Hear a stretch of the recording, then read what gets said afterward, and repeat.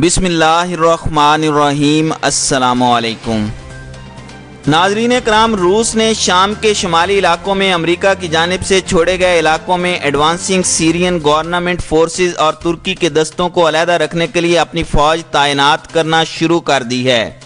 ناظرین کرام، امریکی خبر رساں ادارے ایسوسی ایٹڈ پریس کی رپورٹ کے مطابق مغربی اتحادیوں کی جانب سے ترکی کے حملے کی مذمت کے باعث نیٹو اور ترکی کے دستوں کے مابین کشیدگی میں اضافہ ہوا ہے۔ چنانچہ اب کرد جنگجوؤں کے خلاف حملے کے 7ویں روز ہزاروں افراد اپنے گھروں سے بے گھر ہو چکے ہیں، جبکہ شمالی شام کی 8 سالہ جنگ میں نیا موڑ آ چکا ہے۔ امریکی صدر ڈونلڈ ٹرمپ کی جانب سے فوج کے انخلاء کے اعلان کے بعد روس نے طاقت کا توازن برقرار رکھنے کے لیے فوری طور پر اپنے کردار کو مزید وسعت دے دی ہے۔ دوسری جانب نئے محافظ کی متلاشی کرد انتظامیہ نے روسی حمایت یافتہ شامی حکومت کے صدر بشار الاسد کے ساتھ نیا معاہدہ کیا ہے، جن کی افواج نے کرد زیر انتظام علاقوں میں انہیں تحفظ دینے کے لیے داخل ہونا شروع کر دیا ہے۔ روسی صحافی کی ویڈیو میں دیکھا جا سکتا ہے کہ شامی علاقے میمریج کے ایک قصبے میں شامی فوج جھنڈے لہراتے ہوئے داخل ہوئی اور امریکی فوج کی چھوڑی گئی چوکی سنبھال لی ہے۔ ناظرین کرام، اس ضمن میں امریکی فوج کے ترجمان کرنل مائیکلز نے امریکی افواج کے انخلاء کی تصدیق کی اور اس دوران محفوظ انخلاء کو یقینی بنانے کے لیے ترک اور روسیوں سے رابطہ برقرار رکھا گیا ہے۔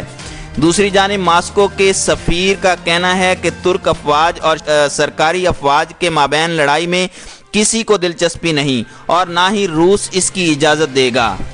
خیال رہے کہ روس دہائیوں سے شامی صدر کا سخت اتحادی ہے، جو اس تنازع میں 2015 میں شامل ہوا تھا، جس کے بعد روسی فوج نے بڑی تعداد میں اسلحہ دمشق پہنچایا اور ہزاروں فوجی اہلکاروں کو تربیت دینے کے ساتھ ساتھ شامی فوج میں اہم عہدوں پر اپنے مشیر تعینات کیے۔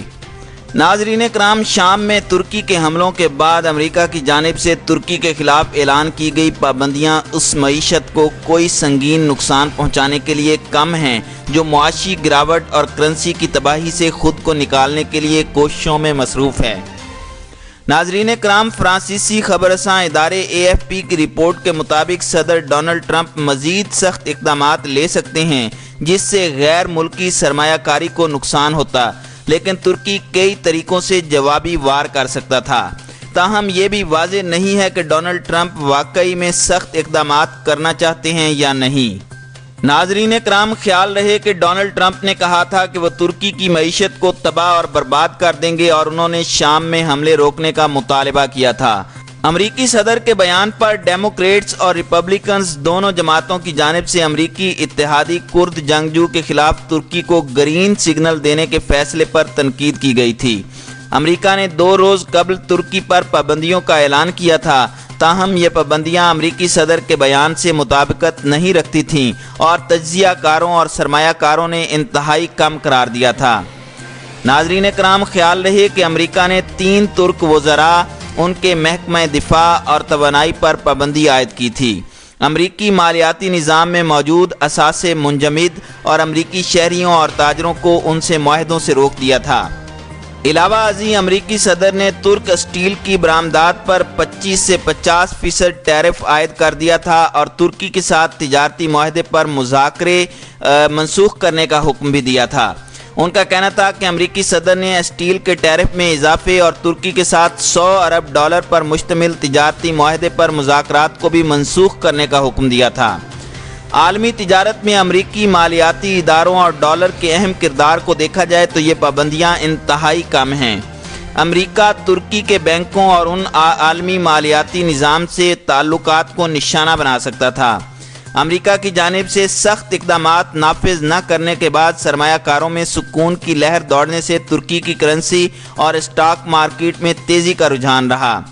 نئی ابھرتی ہوئی مارکیٹ نے امریکی پابندیوں کو انتہائی کم قرار دیا ہے اور کہا ہے کہ تجارتی معاہدہ سالوں سے التوا میں تھا۔ لندن میں کیپٹل اکنامکس کے senior emerging markets economist Jason Tuvey نے کہا کہ سرمایہ کاروں کی جانب سے ابتدائی خاموش رد عمل صدر ٹرمپ کی دھمکیوں کے جواب ہیں۔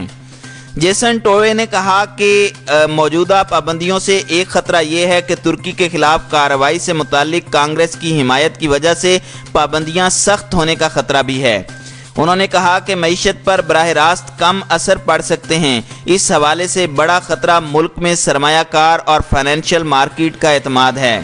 امریکی پابندیوں کے نفاذ سے ترکی میں ایک مرتبہ پھر ملک سے باہر رقم لے جانے پر ممکنہ پابندیوں سے متعلق بات چیت شروع ہو گئی ہے۔